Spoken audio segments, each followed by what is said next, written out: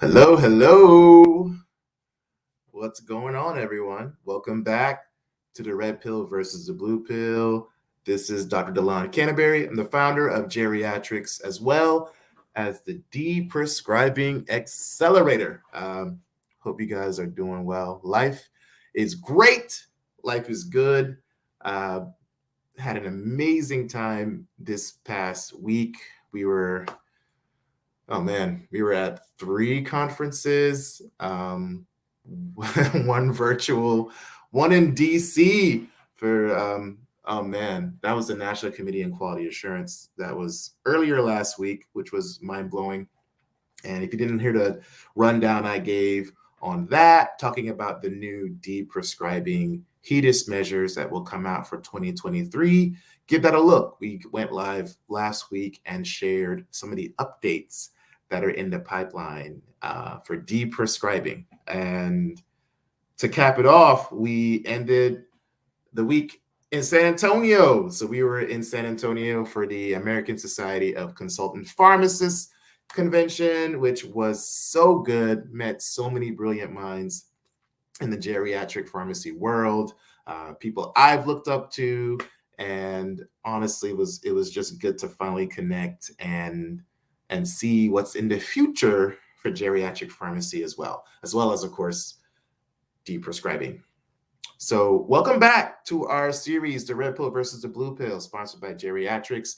We focus on unleashing our Deprescribing potential, our abilities to put this in the communities that most need it. And of course, we're looking to change the way we shift our medication mindset, because I think you and I both know we are just overprescribed left and right. We're overmedicated. And now our system's starting to change and shift more to value-based care and address the elephant in the room, which are a growing population of seniors with less and less and less care providers. So this leads and spells the perfect opportunity for geriatric trained clinicians, NPs, pharmacists to really take the reins and start owning our brilliance, but more importantly, start leveraging Deprescribing. So welcome back. Hey, Cheryl, hope you're doing well. Thanks for tuning in. Appreciate the love and support as always.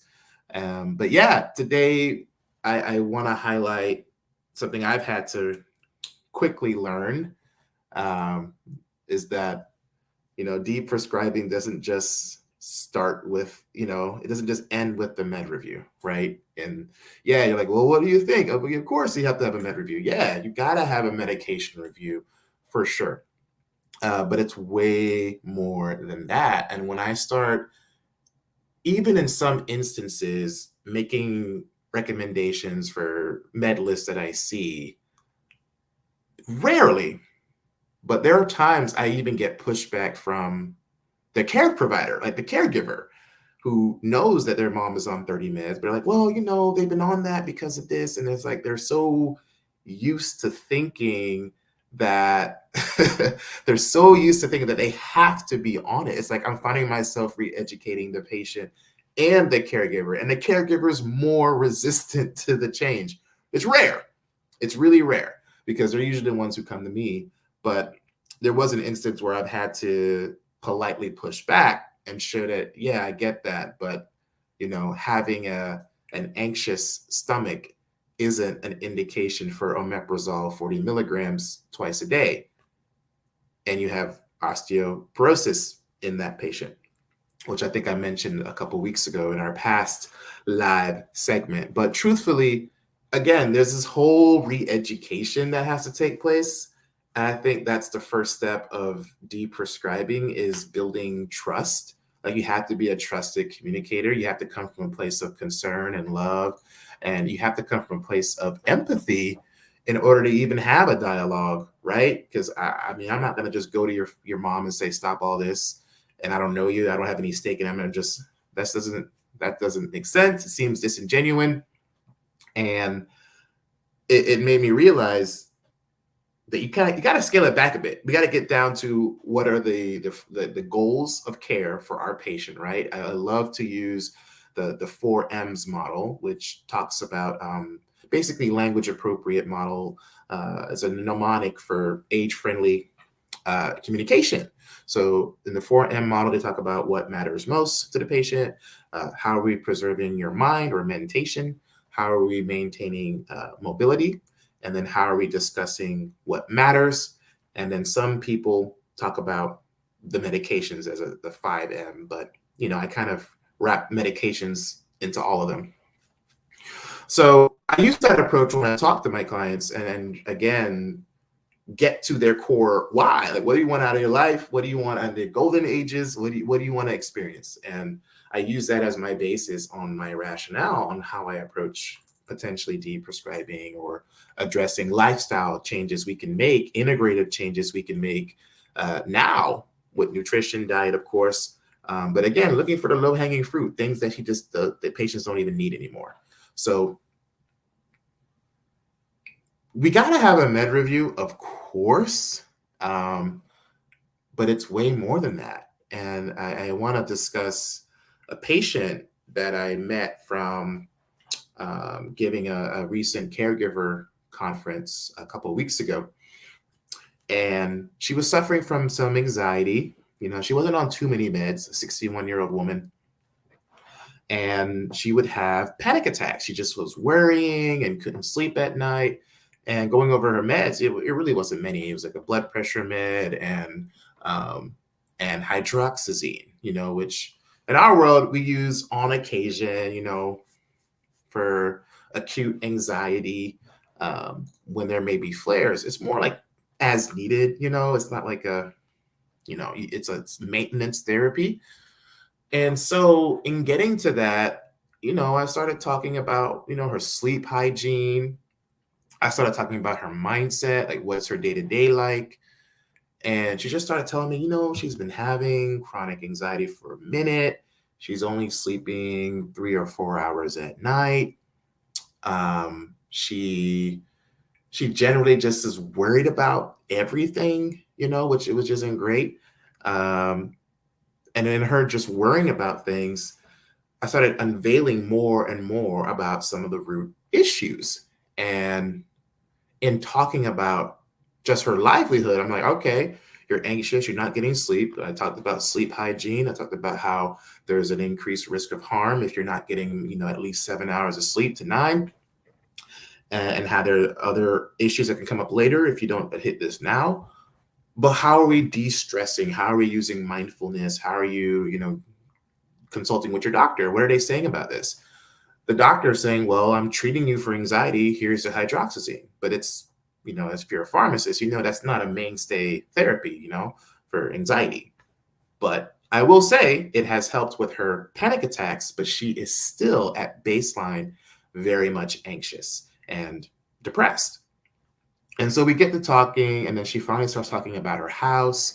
And then it became deeper than just, the anxiety. It actually became a concern about her current living arrangements. Okay. So she's, in public housing.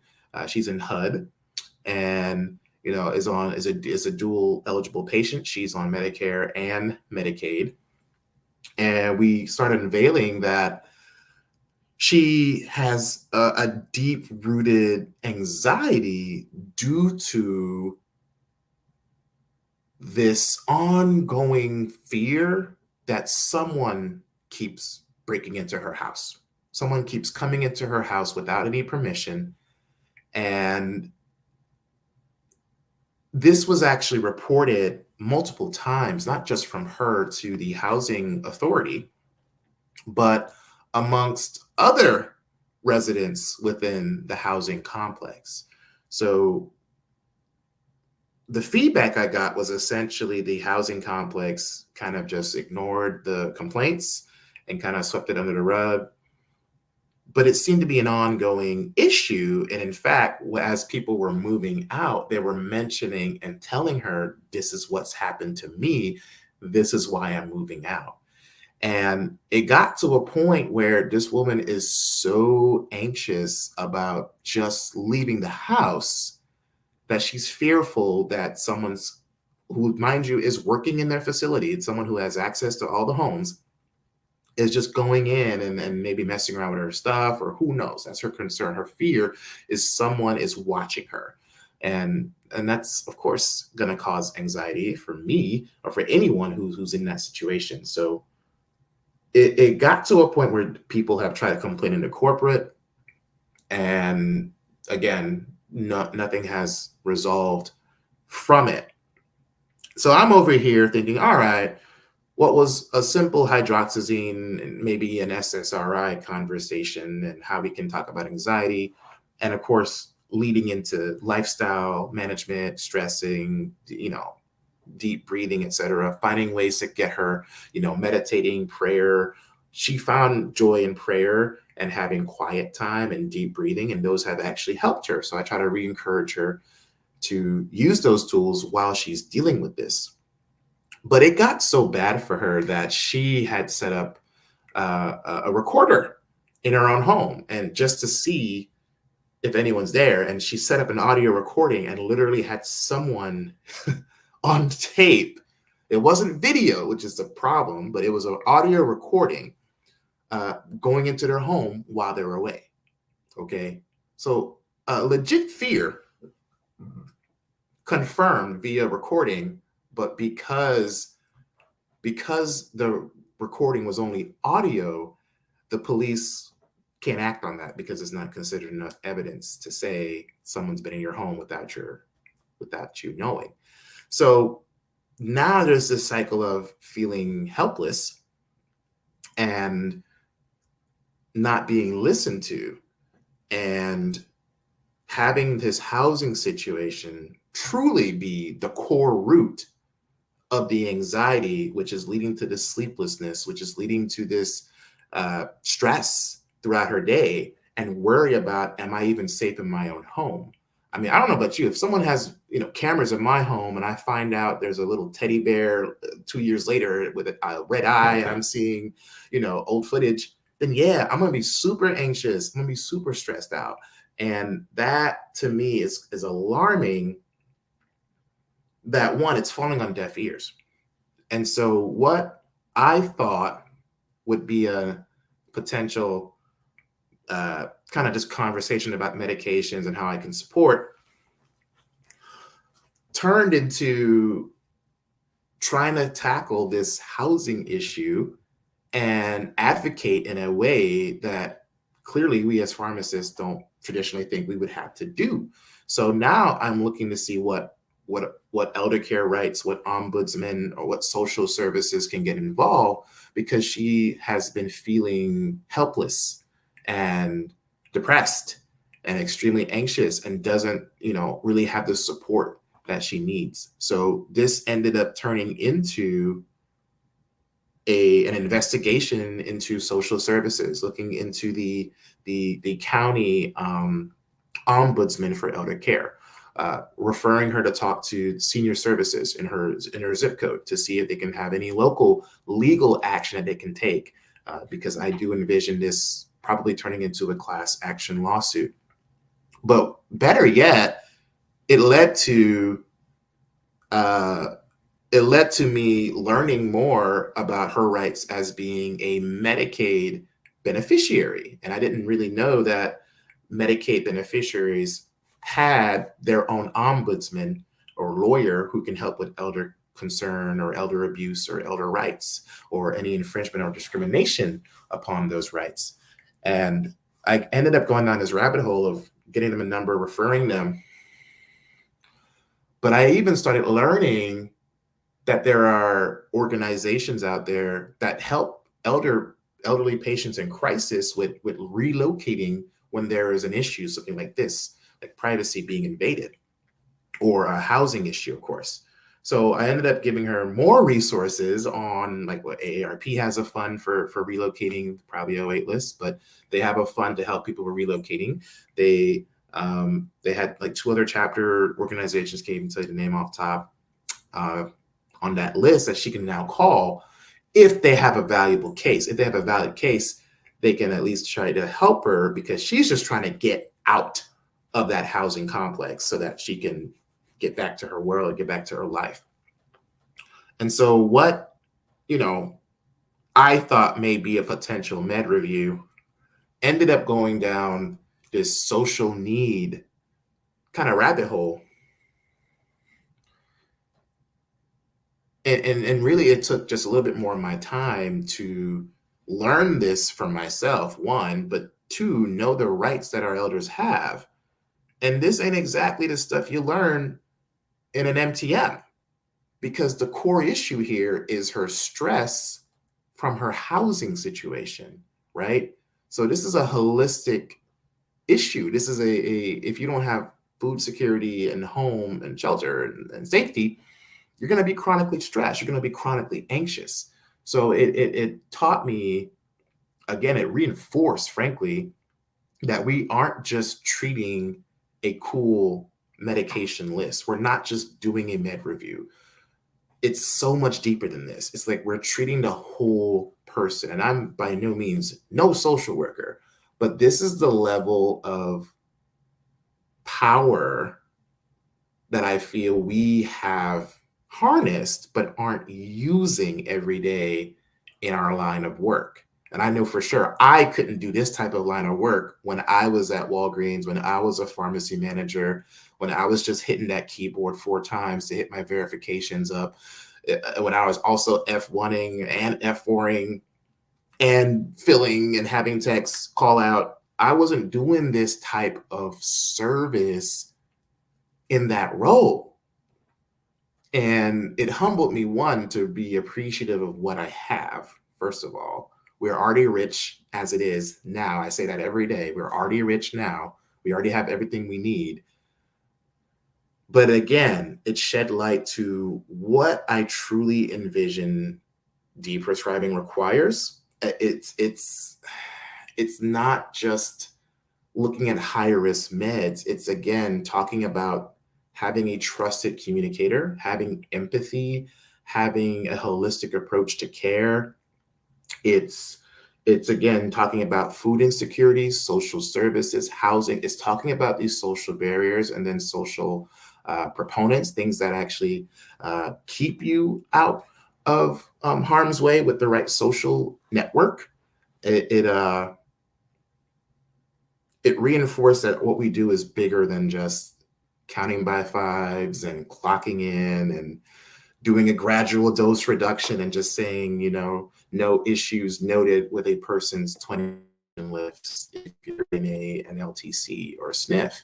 And again, that's the problem I'm seeing, is we are feeling so confined to this archaic role of what we can do for people, when all of this can be rolled into our general expertise of patient advocacy, of deprescribing advocacy, right? Because if I'm able to, again, get her to the social services, to get the right housing, to eventually move in with another person, there's a good chance she's not going to be needing that anxiety medicine anymore. And so I do firmly believe in integrative medicine. I do firmly believe in pharmacogenomics, nutrigenomics. I do believe in nutrition.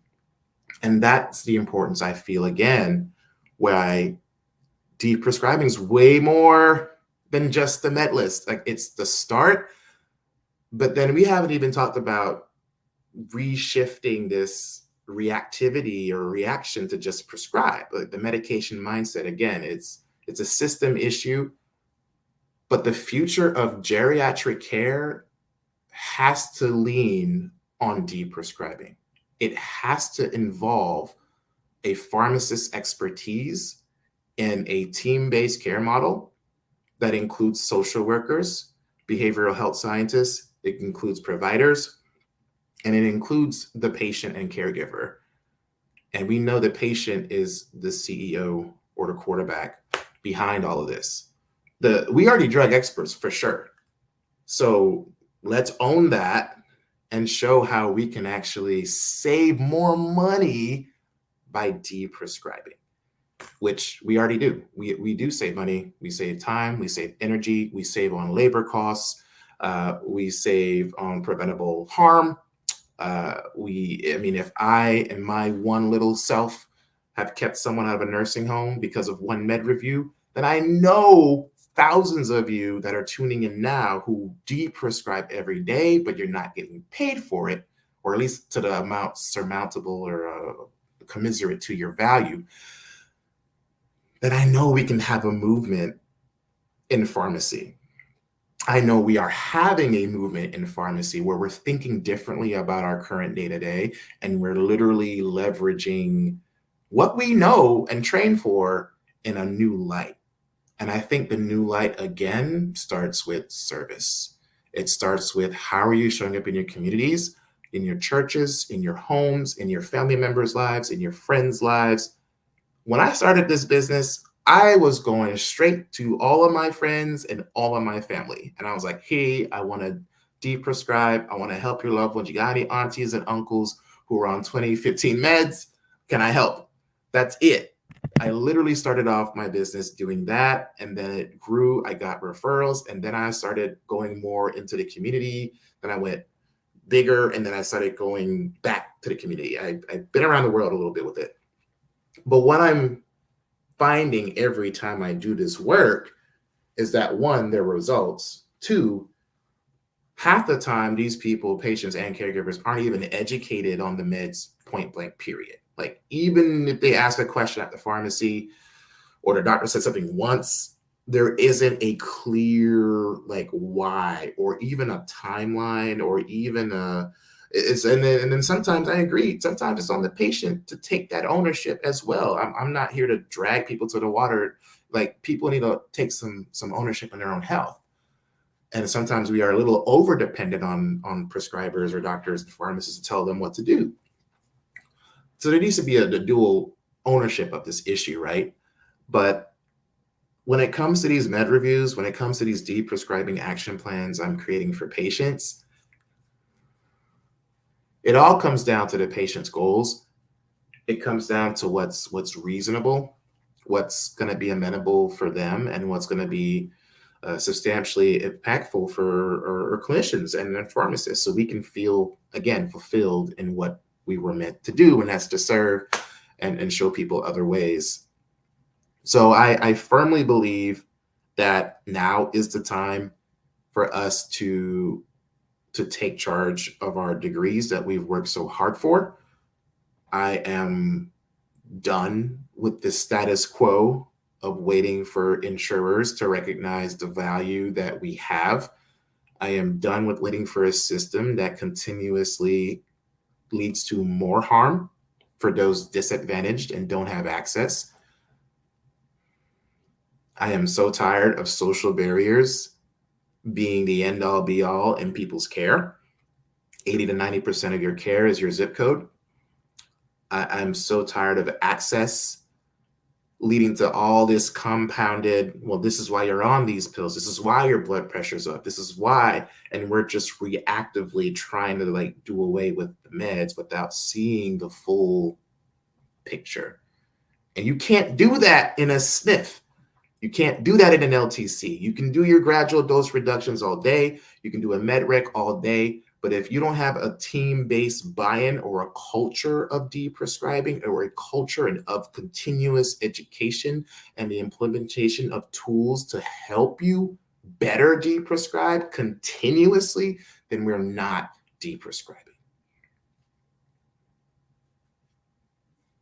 And I know we're not, because the numbers tell me they're not. If I'm seeing a 21% increase in antipsychotic uses in nursing homes in the last decade, then yeah, you may be where you are today. You're maybe doing your right thing. And I'm not knocking people doing it. I know people are doing it, but we aren't doing it systemically. We're not doing it from both the prescriber and the pharmacist and the nurse and the social worker and the NP and the PA. We're not doing it holistically. And that is what deprescribing is a holistic, team-based, systemic approach because I could do a med review all day. I could do a pharmacogenomics consult all day. It falls on deaf ears if it isn't implemented for all, and it isn't implemented in a way that leads to the continuous reduction of harm. You know? And I don't think it's easy. I mean, I'm literally pushing against a health system that monetizes off and profits off of the refills on meds. So I understand that, absolutely. But that's not what people need. And that's why this is my calling.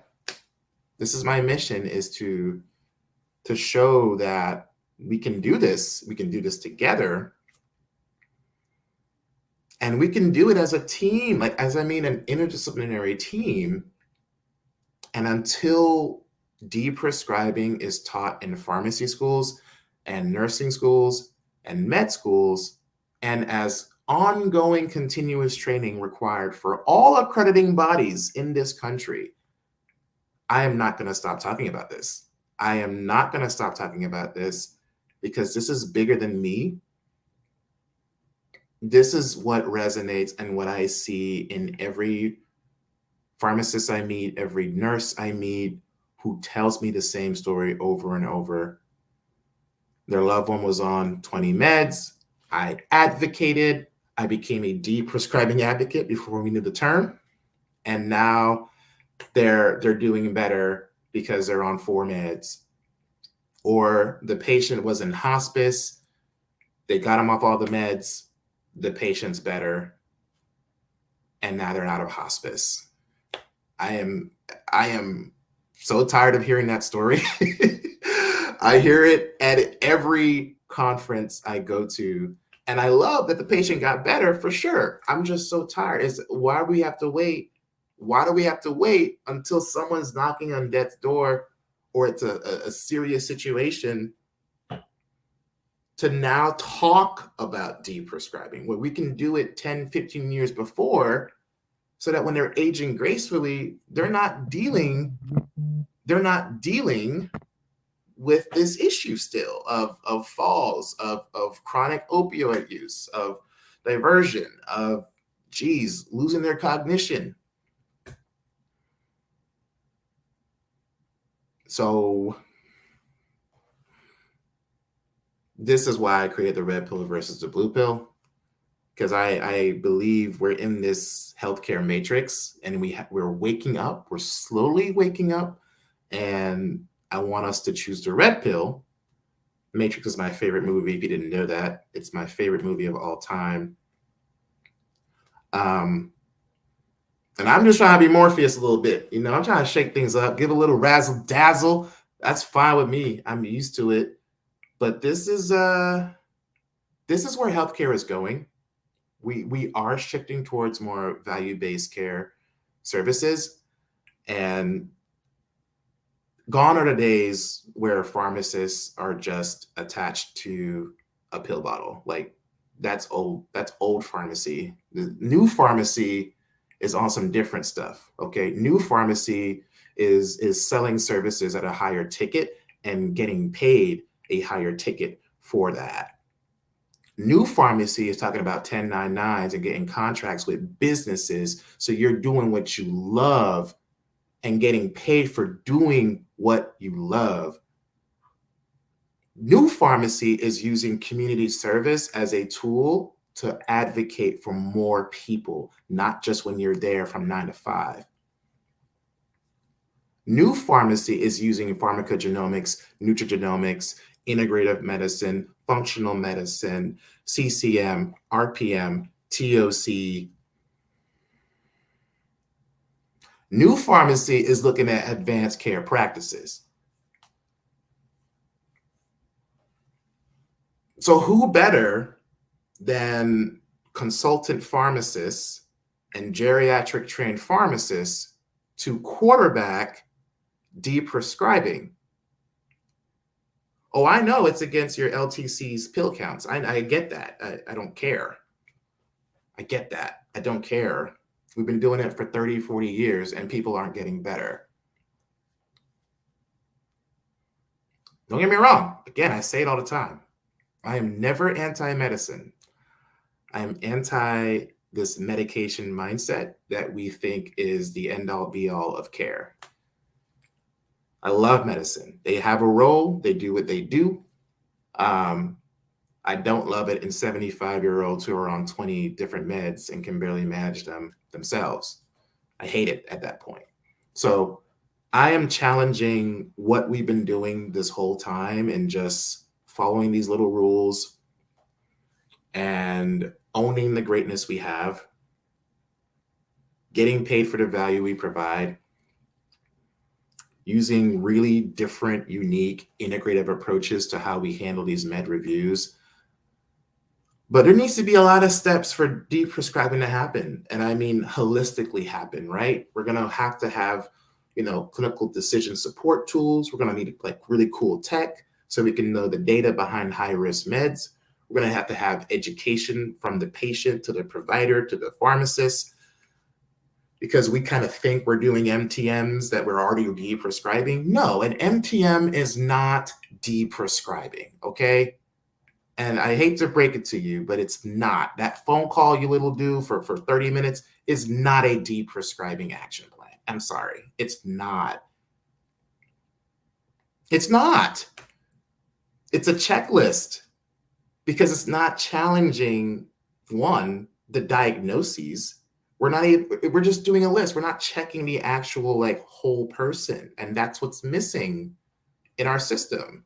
And again, I reiterate, this is why deprescribing is way more than a medication review. It's way more than that. It takes buy-in, trust, empathy, and a lot of it just takes so much more. But I love it. And that's the piece that I think our system is going towards, for sure. At least going to NCQA, the National Committee on Quality Assurance. I am seeing more of literature and measures that are going to be aligned to deprescribing. I'll reiterate for those who did not know, but in 2023, there's going to be a new HEDIS measure that looks at deprescribing for benzos. And they're looking for deprescribing in benzodiazepines for patients 67 years and older. And they're basically going to look from the year prior, I think the year July prior, up to the end of that following year. And they're going to track and see if there has been a 20% reduction in the dose of benzos being used for the patients. Now, of course, this means health systems will have to actually put on that metric and actually like look at it and actually track it. And I can tell you, not everyone's really doing that. You still have to manually have them do that. However, that could still spell an opportunity for people who specialize in deprescribing to seamlessly integrate and sell your service. There's also another measure for deprescribing around insulin. And this will be for rapid or any insulin, actually, and for patients who are 67 and up, and they may have any recent ER visits related to low sugar or hypoglycemia. So what they're tracking will be, was there any initiation of insulin within the last 6 months of that patient being admitted into a hospital? And as you guys know, hospitals are expensive. ER bills are expensive. So they're looking to track that, which I think is a great step in the right direction. And they're also looking to track just hypoglycemic events and hospitalizations, period. So they're tracking that too. So we're going to be pushing for more better management of our diabetic patients and hopefully not over medicating them to the point where they're not tanking out with low sugars. So that's going to mean, of course, opportunity for diabetic educators, instructors, getting patients more involved with timing when they eat and how they maybe dose themselves. But again, that's a great opportunity for those who might be in the continuous glucose monitoring world, right? So the HEDIS measures are getting there clearly, which is exciting. And I think healthcare is getting there. And I think we as pharmacists are also getting there too. I do have hope. I do have a lot of hope for what's coming down in the future. I'm seeing a lot of us are done with the old model and we want to be the new deprescribing advocate. So I hope this resonated with a lot of you. Deprescribing is way more than just a med review. And I'm tired of us feeling so stuck and trapped and passionless and burned out. And I want us to just start getting our joy back, even if it hurts a little bit financially for the first year, or it's just a whole different frontier. And guess what? You're scared out your mind. I know. I get it. It's not easy. But the way things are going is our aging population is going to be kept at home. They're going to be incentivized to be kept at home as long as possible. And one way to do that is to get them off of high-risk medications that would put them in the hospital. And if you're able to say, Delon has kept this facility from having any more falls than last year, or has reduced falls by 20%, which we know we can quantify for hundreds of thousands of dollars in cost savings, then I believe damn sure you should get a percentage of the cost savings. I absolutely believe that's where things are going. And not just your hourly rate. I think you need to be paid substantial to the cost savings you have provided, because you're saving the health system money. We're doing the right thing for the patient, and we're improving quality of care. And I don't think what I'm saying is too far-fetched. I feel like we kind of do this every day in our own silos. So let's just do it nationally. Let's just do it with an insurance plan. Let's just do it together. Let's just do it all at once, and not just do it while we're at work. Let's do it as an ongoing, continuous project.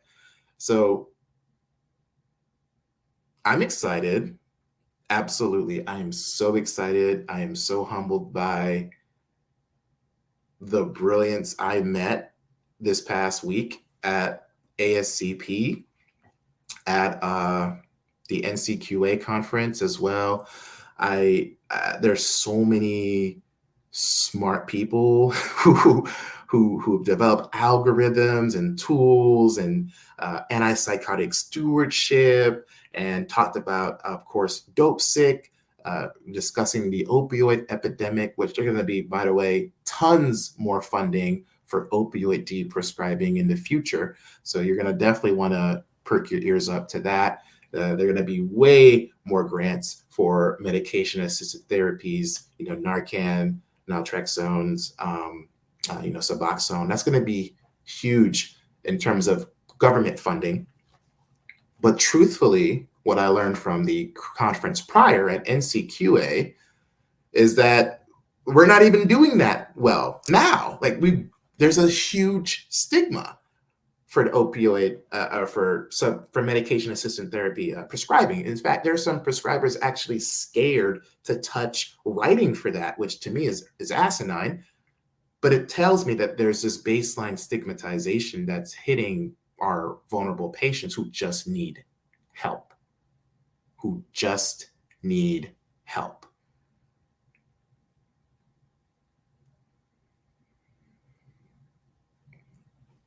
Deprescribing is way more than a med review. It's a holistic body approach. Yes, there's integrative pieces, lifestyle, of course. I mean, that's what we're here for. We're here to serve, and we don't want people on all these meds, right? We never did. None of us ever did. It's just what we think is the only way, and we gotta just teach people that there's another way. Simple and plain. We have to teach people there's another way. And it starts with treating the mind and the body and the spirit. It really does. My mission, again, is to put this mindset into as many doctors, nurses, pharmacists, because we're still not fully aware, primary care, adult daycare centers, AAAs, area agencies on aging, nursing homes, retirement communities.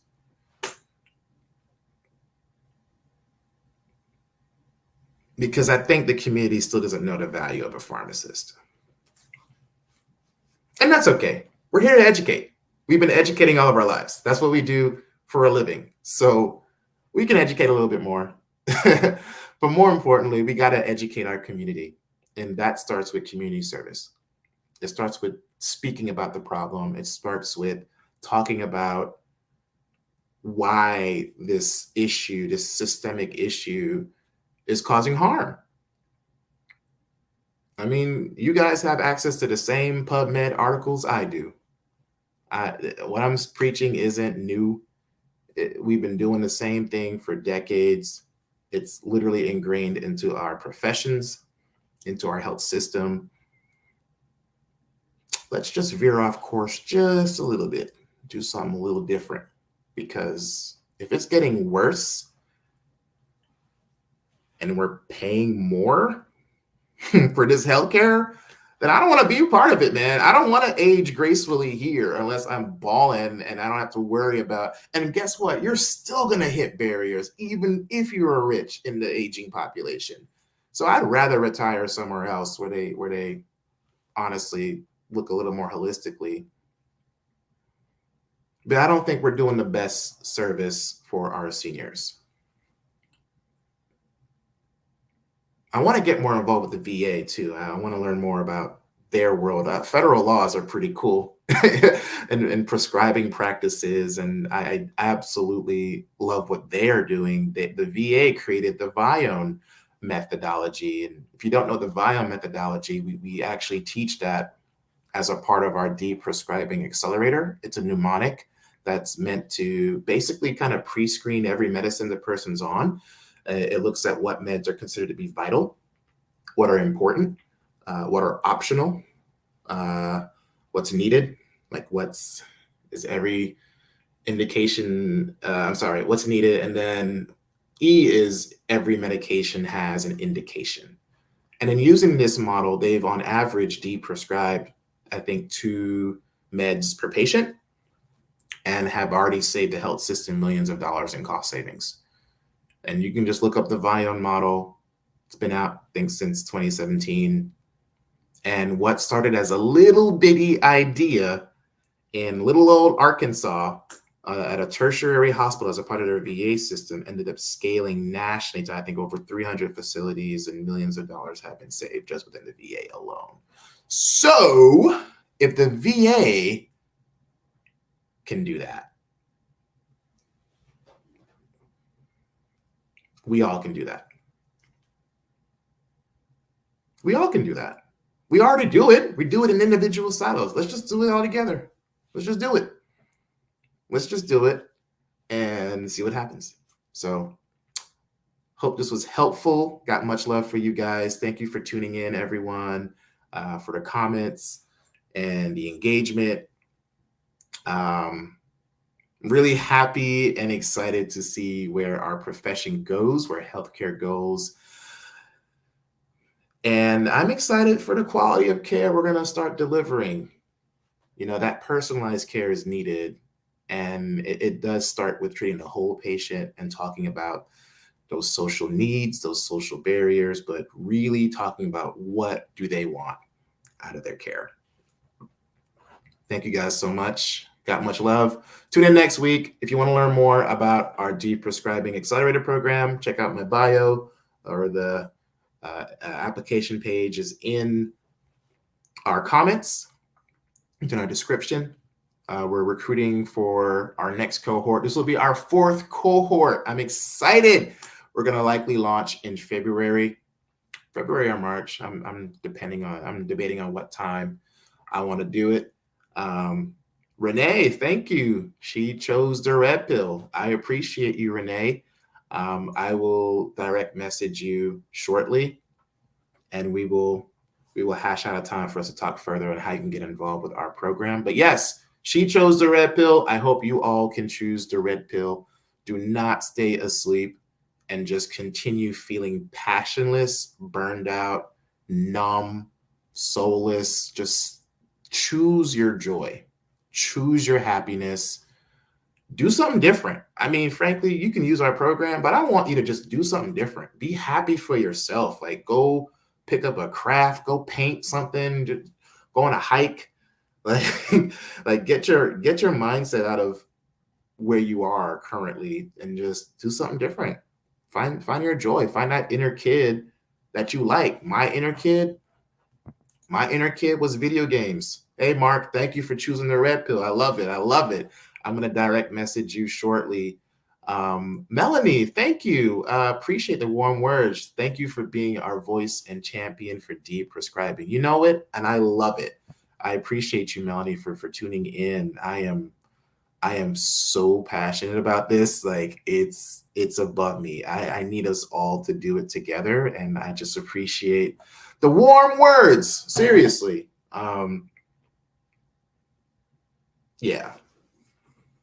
But I am excited. Seriously, I am excited because the writing's on the wall. I mean, we already have IT putting their hand into healthcare. We've got Amazon putting their hand into healthcare. We've got so many competing priorities in healthcare where the role of the pharmacist is just going to get automated. They're going to try to get rid of us because we're too expensive for their bottom line. And that's inevitable. There's no denying that. That's why they're piloting stores without pharmacists and just having someone remote verify.